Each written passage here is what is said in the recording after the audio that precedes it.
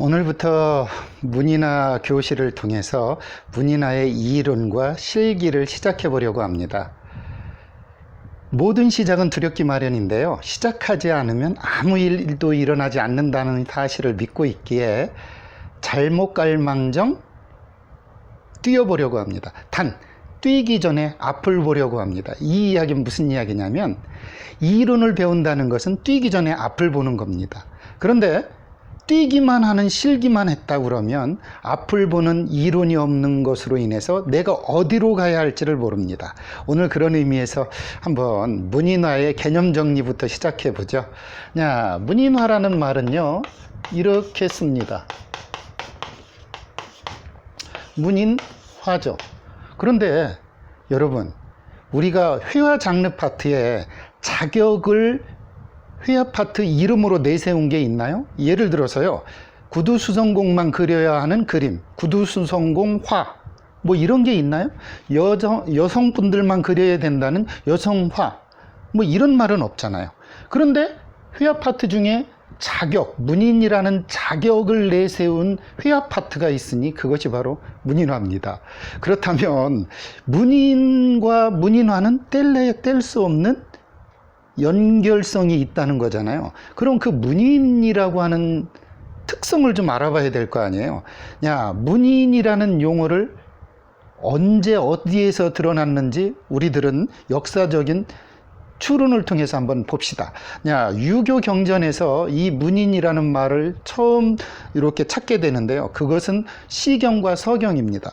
이 시경에 보면은요, 추효우 전 문인이라 그래서 효를 앞선 문인에게서 따라간다 라고 해서 어떤 인품이나 그들의 어떠한 뛰어난 이정표가 될 만한 지식과 인품을 문인이라고 했고요.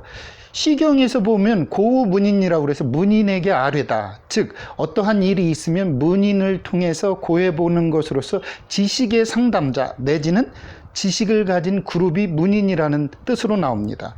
물론 이 문인은 그 즐거움을 만드는 재능을 감출 수 없는 문장가의 의미로 쓰고 있는 것에는 틀림이 없어요. 그래놓고 그 학문이나 문장을 잘하는 사람을 문인이라고 하지만 거기에 꼭 필수적으로 따라가는 게 인품이 있습니다. 사실 이 문인이라고 하는 개념을 확 정리해 놓은 건 당국사보, 당나라 때 일입니다.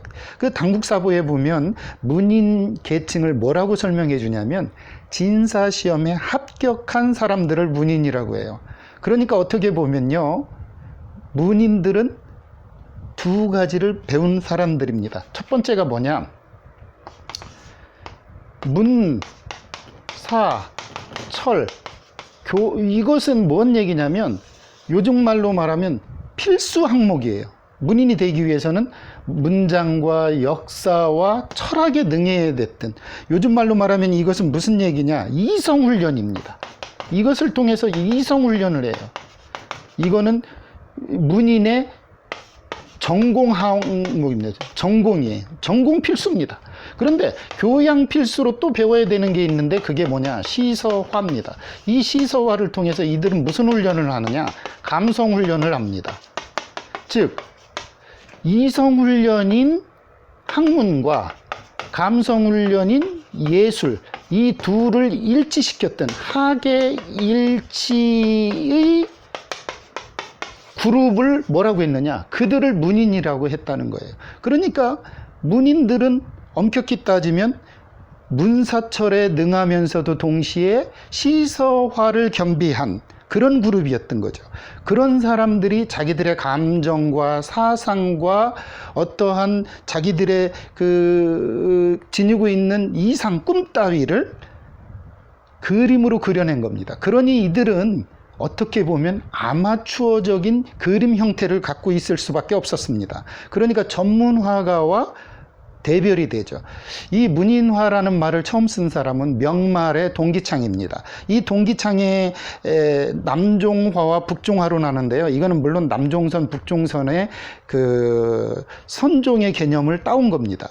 예를 들어서 그 문인화가의 그러한 계열을 우리는 해능선사가 주창했던 남종선에 두고요. 그래 놓고서 직업화가의 그룹을 신수선사에 의한 북종선에 둔 거죠. 그러니까 남종선은 어떻게 보면 사의화고요. 북종선의 이 기반을 뒀었던 직업화가들은 사실화에 근거를 두고 있었던 거죠. 기능이나 재주는 전문화가들이 더 뛰어납니다. 그런데 전문화가들이 이 문인화가들의 그룹에 번접할 수 없는 게 있는데 그게 뭐냐? 바로 이 학의 일치입니다. 그렇기 때문에 문인화라고 하는 것은 학의 일치를 꿈꿨었던 문인들이 여기로 그렸었던 그림인 거예요. 그것이 문인화입니다. 그런데 요즘 과연 그런 문인화를 기대할 수 있을까요? 그래서 문인의 개념을 다시 정립하거나 개념 정의가 다시 요구되는 상황에 이르는 거죠. 그러면은요, 문인들은 왜 이 개념이 애매모호할까요? 시대적으로. 그것은 아주 그럴 수밖에 없는 게 문인들의 개념은 추상성이 있고 거기다가 또 모호성이 있는 데다가 또 약간의 좀 이념성이 있어요. 거기다가 정치적이고 또 어떤 계층적 의미까지도 포함하고 있기 때문에 이 문인이라고 하는 그룹이 과연 시대별로 다르게 정의될 수밖에 없었던 거죠. 지금 과연 문인화라고 하는 것은 어떻게 정의 내려야 할까요? 저는 확연하게 이렇게 표현을 합니다. 한번 그 비유를 여러분에게 들려줄 텐데요. 한번 들어보시죠. 이런 다리 위를 곱추와 절름발이와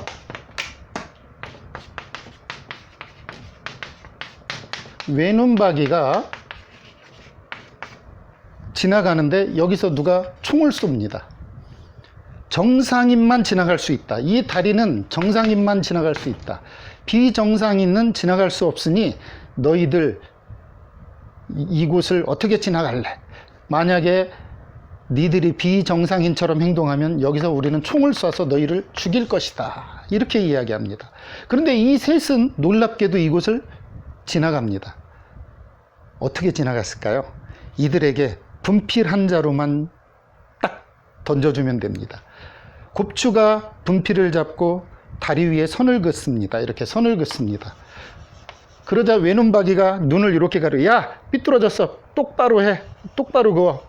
그러자 절름발이는 그 선을 발로 찍찍 지우면서 건너갑니다.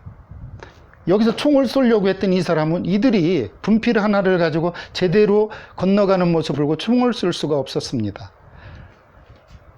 시, 서, 화는 이처럼 서로가 서로에게 기대어서 부족한 부분을 채워주는 겁니다. 시중 유한이, 화중 유신이 이런 것을 굳이 이야기하지 않더라도 부족한 시와 부족한 서와 부족한 그림을 이들은 서로 도와줬던 것이요. 이것을 우리는 흔히 융합학문이라고 그럽니다. 융합학문이 요즘의 새로운 트렌드처럼 이야기하지만 이미 예전부터 우리 선조들은 하고 있었던 거예요. 시가 부족하면 서로 도와주고, 서가 부족하면 그림으로 도와주고, 이렇게 하면서 어느 자기의 생각이나 감정을 온전하게 남에게 전해줄 수 있었던 거죠. 이것이 문인화였습니다. 여러분, 문인화 매력적이죠? 여러분도 한번 배워보시는 건 어떨까요?